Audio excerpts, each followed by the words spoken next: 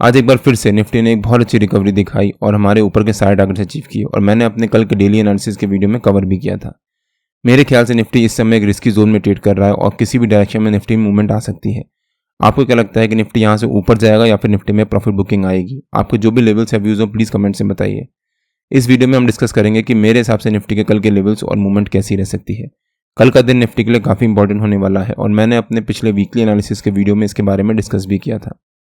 सो video बिना skip करे end तक जरूर देखिएगा। Hello friends, welcome to trade to spend. Nifty के डेली एनालिसिस की एक और वीडियो में आपका स्वागत है। होप आपने हमारा कल का वीडियो देखा होगा जिसमें हमने अपने आज के लेवल शेयर किए थे और मैंने अपने पिछले वीकली एनालिसिस के वीडियो में ही निफ्टी के आज के लेवल्स भी शेयर किए थे। मैंने क्लियरली मेंशन किया था कि अगर निफ्टी एक फ्लैट ओपनिंग देता है तो वहां पर जंप करके कॉल बाय या पुट सेल या फिर पुट बाय या कॉल सेल मत कर दीजिएगा, वेट करिएगा थोड़ी देर निफ्टी को एक रेंज बनाने का। जब निफ्टी रेंज बनाने के बाद उस रेंज का ब्रेकआउट देगा तब निफ्टी में एक डायरेक्शन में बहुत अच्छी मूवमेंट आएगी, ऊपर की तरफ या नीचे की तरफ। निफ्टी ने आज हमारे नो ट्रेडिंग जोन के नीचे के लेवल के पास एक गैप डाउन ओपनिंग दी और उसके बाद पहली 15 मिनट की कैंडल में बहुत अच्छी रिकवरी दिखाई। वहां पर निफ्टी ने रेंज नहीं बनाई, जिस वजह से हमने वहां पर कुछ भी बाय या सेल नहीं किया, हमने वेट किया। उसके बाद निफ्टी हमारे नो ट्रेडिंग जोन के ऊपर के लेवल से एक रेजिस्टेंस लेता रहा और दिन भर एक रेंज के बीच में ट्रेड करता रहा और फाइनली करीब 11:15 बजे के आसपास निफ्टी ने हमारे नो ट्रेडिंग जोन के ऊपर के लेवल को ब्रेकआउट दिया और वहां पर सस्टेन भी किया और धीरे धीरे रेंज बनाते हुए निफ्टी ने हमारे ऊपर के तीनों टारगेट्स अचीव किए। और मैंने अपने कल के वीडियो में क्लियरली एक्सप्लेन किया था कि निफ्टी की आज की मूवमेंट कैसी रह सकती है और निफ्टी ने ऑलमोस्ट वैसे ही मूवमेंट दिया है। अगर आपने हमारा डेली एनालिसिस का वो वीडियो नहीं देखा है तो उसका लिंक मैंने डिस्क्रिप्शन में डाल दिया है और आपको ऊपर यहाँ पर आई बटन में मिल जाएगा।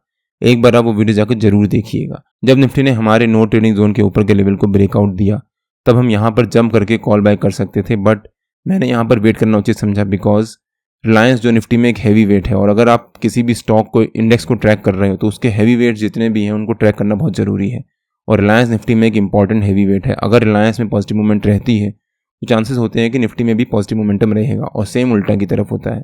आज रिलायंस थोड़ा सा प्रेशर में ट्रेड कर रहा था जिस वजह से निफ्टी के ब्रेकआउट देने के बाद भी मैंने यहाँ पर कॉल बाय नहीं किया और अच्छा ही हुआ। अगर यहाँ पर कॉल बाय किया होता तो निफ्टी उसके बाद भी दिन भर साइडवेज मोड में ट्रेड करता रहा और प्रीमियम डीके की वजह से हमें लॉस ही हुआ होता या फिर हमें कुछ प्रॉफिट ना हुआ होता। आज निफ्टी एक पॉजिटिव मोड में ट्रेड कर रहा था बट बैंक निफ्टी थोड़ा सा प्रेशर में दिख रहा था। अगर हम बैंक निफ्टी का चार्ट देखें एक बार, बैंक निफ्टी ने भी आज जब एक मार्जिनली गैप अप ओपनिंग दी उसके बाद पहली 15 मिनट की कैंडल में एक शार्प फॉल दिखाया और हमारे नो ट्रेडिंग जोन के नीचे के लेवल से फिर से एक सपोर्ट लिया और फिर एक बहुत अच्छा बाउंस दिखाया। बट फिर बैंक निफ्टी भी दिन भर एक रेंज के बीच में ट्रेड करता रहा और अपने 50 EMA के लेवल के पास जाकर एक रेजिस्टेंस लेता रहा और उसी के अराउंड जाकर क्लोजिंग दी है और बैंक निफ्टी हमारे नो ट्रेडिंग जोन के बीच में हमारे रेजिस्टेंस के आसपास ही ट्रेड करता रहा, ना ब्रेकआउट ना ब्रेकडाउन। अगर बैंक निफ्टी ने यहाँ पर 2 बजे या 2:30 बजे के आसपास ब्रेकआउट दिया होता तब हो सकता है बैंक निफ्टी में एक बहुत अच्छी रैली आती बिकॉज बैंक निफ्टी के जो हैवी वेट्स थे वो एक अच्छे मोड में ट्रेड कर रहे थे और एक अच्छी रिकवरी दिखा रहे थे। बट बैंक निफ्टी भी 50 EMA के लेवल के पास एक रेजिस्टेंस लेता रहा और उसी के अराउंड ट्रेड करता रहा। निफ्टी हमारे नो ट्रेडिंग जोन के ऊपर के लेवल को ब्रेकआउट दिया बट उसके अराउंड एक रेंज बनाता रहा और बैंक निफ्टी दिन भर हमारे नो ट्रेडिंग जोन के ऊपर के लेवल के रेजिस्टेंस लेता रहा और उसी के अराउंड ट्रेड करता रहा। निफ्टी और बैंक निफ्टी के नो ट्रेडिंग जोन्स में डेली बेसिस पे अपने यूट्यूब चैनल में शेयर करता हूं। अगर आपने मेरा यूट्यूब चैनल सब्सक्राइब नहीं किया है तो प्लीज़ सब्सक्राइब कर लीजिएगा और बेल आइकन जरूर हिट कर लीजिएगा सो दैट जब भी मैं अपना अगला वीडियो पोस्ट करूँ आपको नोटिफिकेशन आ जाए। अब अगर निफ्टी के चार्ट पे आ जाते हैं और देखते हैं कि निफ्टी के कल के लेवल्स और मूवमेंट कैसी रह सकती है। अगर हम निफ्टी का डेली चार्ट देखें एक बार, मैंने अपने कल के वीकली एनालिसिस के वीडियो में क्लियरली एक्सप्लेन किया था कि निफ्टी की इस हफ्ते की मूवमेंट कैसी रह सकती है और अगर निफ्टी आज यानी मंडे को हमारा जो पिछले हफ्ते की क्लोजिंग थी उसके ऊपर क्लोजिंग देता है और अगर ट्यूसडे को निफ्टी मंडे के हाई के आसपास या उसके ऊपर ट्रेड करना शुरू करता है तो वो निफ्टी के लिए काफ़ी पॉजिटिव हो जाएगा और हो सकता है उसके बाद निफ्टी हमारे वीक के सारे टारगेट्स अचीव करे। अगर आपने हमारा वीकली एनालिसिस का वो वीडियो नहीं देखा है तो उसका भी लिंक मैंने डिस्क्रिप्शन में डाल दिया है, एक बार आप वो वीडियो जाकर जरूर देखिएगा। उसमें हमने क्लियरली एक्सप्लेन किया है कि निफ्टी की इस हफ्ते की मूवमेंट कैसी रह सकती है और अभी तक यानी पहले दिन तो निफ्टी ने हमारे वीकली लेवल के अकॉर्डिंगली ट्रेड किया है। निफ्टी पिछले कुछ दिनों में एक बहुत अच्छी रिकवरी दिखा चुका है और अभी भी निफ्टी ने एक पॉजिटिव क्लोजिंग दी है बट मेरे ख्याल से निफ्टी इस समय एक रिस्की जोन में ट्रेड कर रहा है। अगर निफ्टी यहाँ पर डेली बेसिस पे 2-3 दिन और इसी रेंज के बीच में ट्रेड करता है और उसके बाद अगर निफ्टी ने ब्रेकआउट दिया जैसा मैंने अपने वीकली एनालिसिस के वीडियो में कवर भी किया है तो वो निफ्टी के लिए हाईली पॉजिटिव हो जाएगा और हो सकता है उसके बाद निफ्टी में एक बहुत अच्छी शार्प शॉर्ट कवरिंग आए। बट अगर निफ्टी ने यहाँ से एक रेंज बनाई और इस रेंज का ब्रेकडाउन ही दे दिया तो हो सकता है निफ्टी में एक नीचे की तरफ शार्प फॉल भी आए। निफ्टी ने नीचे की तरफ के काफ़ी सारे सपोर्ट बना रखे हैं कि ये सपोर्ट बना रखा है उसके बाद निफ्टी ने यहाँ पर एक ये सपोर्ट बना रखा है। निफ्टी के इंट्राडे के जो लेवल्स होते हैं वो रेगुलर बेसिस पे मैं अपने फ्री टेलीग्राम चैनल में पोस्ट करता रहता हूँ। अगर आपने मेरा फ्री टेलीग्राम चैनल ज्वाइन नहीं किया है तो उसका भी लिंक मैंने डिस्क्रिप्शन में डाल दिया है और आप मेरे को टेलीग्राम में ट्रेड टू स्पेंड नाम से मार्केट ज्वाइन कर सकते हैं। अगर निफ्टी ने यहाँ पर एक रेंज बनाना शुरू किया, मान लीजिए कल भी निफ्टी इसी रेंज के बीच में क्लोजिंग देता है तो, और उसके बाद वेडनेसडे को निफ्टी ने ब्रेकआउट दिया, उसके बाद निफ्टी किसी भी डायरेक्शन में जा सकता है, ऊपर की तरफ या फिर नीचे की तरफ। तो मेरा रिकमेंडेशन रहेगा कि अगर आप निफ्टी में ट्रेड करते हो तो प्लीज़ या तो अपनी पोजीशंस को लाइट रखिएगा सो दैट आप ऊपर की तरफ जो मूवमेंट आए और नीचे की तरफ जो मूवमेंट आए वो मिस ना हो। लेकिन अगर आप पोजीशन लाइट भी रखते हो या फिर बड़ी क्वांटिटी भी ट्रेड करते हो तो उसको हेज जरूर कर लीजिएगा। किसी भी डायरेक्शन में निफ्टी में एक बहुत शार्प मूवमेंट आ सकती है इस हफ्ते, ऊपर की तरफ या नीचे की तरफ।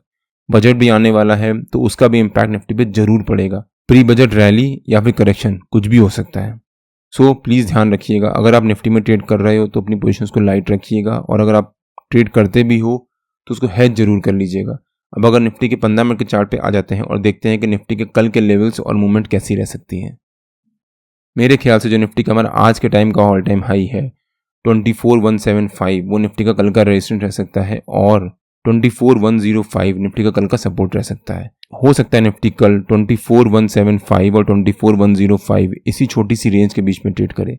मान लीजिए निफ्टी ने इसी रेंज के बीच में एक फ्लैट ओपनिंग दी, अगर निफ्टी ने इसी रेंज के बीच में एक फ्लैट ओपनिंग दी और यहाँ पर निफ्टी 1 घंटा भी सस्टेन कर गया, उसके बाद अगर निफ्टी ने ब्रेकआउट दिया हमारे रेजिस्टेंस का और उसके ऊपर सस्टेन किया, यानी जो निफ्टी का हमारा आज के टाइम का ऑल टाइम हाई है, अगर निफ्टी ने उसको ब्रेक किया और उसके ऊपर 15-20 मिनट सस्टेन कर गया, मान लीजिए निफ्टी ने 10:15 बजे इसको ब्रेकआउट दिया और 10:30 बजे तक निफ्टी अगर वापस सस्टेन कर गया तो हो सकता है उसके बाद निफ्टी में एक बहुत अच्छी रैली आए ऊपर की तरफ। अगर निफ्टी ने कल हमारे फ्लैट ओपनिंग देने के बाद हमारे रेजिस्टेंस को ब्रेक किया और उसके ऊपर सस्टेन किया तो हम वहाँ पर कॉल बाय कर सकते हैं with this resistance as a stop loss.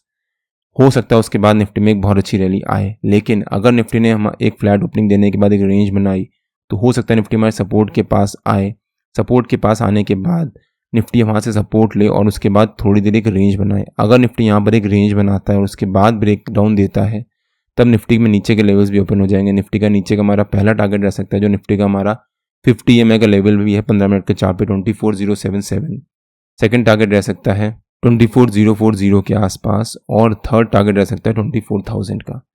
अगर निफ्टी ने हमारे सपोर्ट को ब्रेक किया और उसके नीचे सस्टेन किया तो हो सकता है निफ्टी में नीचे की तरफ एक शार्प फॉल आए। लेकिन मान लीजिए निफ्टी ने कल अगर हमारे सपोर्ट के पास या उसके नीचे गैप डाउन ओपनिंग दी तो यहाँ पर जंप करके पुट बाय मत कर लीजिएगा, थोड़ी देर वेट कर लीजिएगा, बिकॉज निफ्टी के पास नीचे की तरफ बहुत सारे सपोर्ट हैं।